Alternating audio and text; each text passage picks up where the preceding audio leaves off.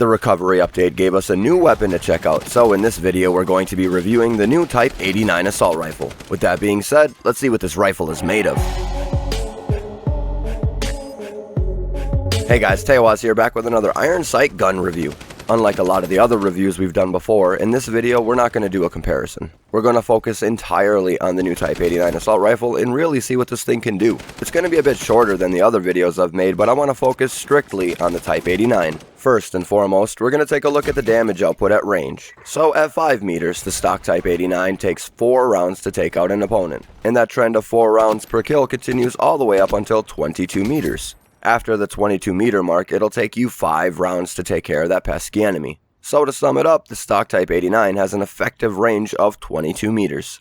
Moving on to the modified rifling attachment, which we know helps to increase your damage at the medium ranges, it increases your effective range by an additional 2 meters. So the Type 89's effective range with the modified rifling attachment is 24 meters. Now that additional 2 meters doesn't really seem like much, but that could be the difference between winning a gunfight and losing it. So I'm not going to test the precision barrel, which helps to do more damage at the longer ranges. I feel as though that attachment is more suited to the DMRs and sniper rifles and doesn't actually help too much with the assault rifles and SMGs.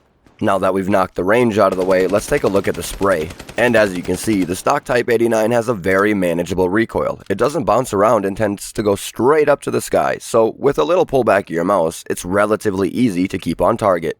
Since the stock Type 89 has a recoil that goes straight up, I feel as though the Compensator attachment, which helps with the vertical recoil, would be a great attachment for this weapon. And as you can see, the bullet holes after attaching the Compensator are a little tighter, meaning that you'll need even less pullback of your mouse to stay on target. Now for me personally, the iron sights on this weapon are actually quite good, so I don't really feel the need to add one of the sight attachments to this rifle. Instead of wasting one of the attachment slots with a sight, I recommend trying out the modified rifling to give you a little more damage output at the further ranges, along with a compensator to help keep that muzzle on target. With those two attachments, I feel it's quite easy to hit your targets at the medium ranges and bring them down without too much of an effort. Now if you're not a fan of either of these attachments, the silencer is always a fan favorite and a good option if that's your thing. One thing to note about the attachments for the Type 89 is that it cannot use the extended magazine, which is kind of a bummer, but with it having a 30-round magazine, I guess it's not really that big of a deal.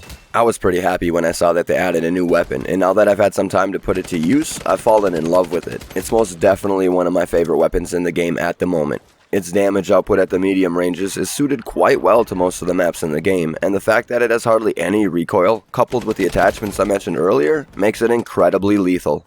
There you have it guys, what do you think of the Type 89? Have you had a chance to try it out yet? Let me know down in the comments, I'm always curious to know your opinion. With that being said, I'm going to wrap this up and get to work on something else. Have a great rest of your day or night, depending where and when you're watching this, and I hope to see you in the next one.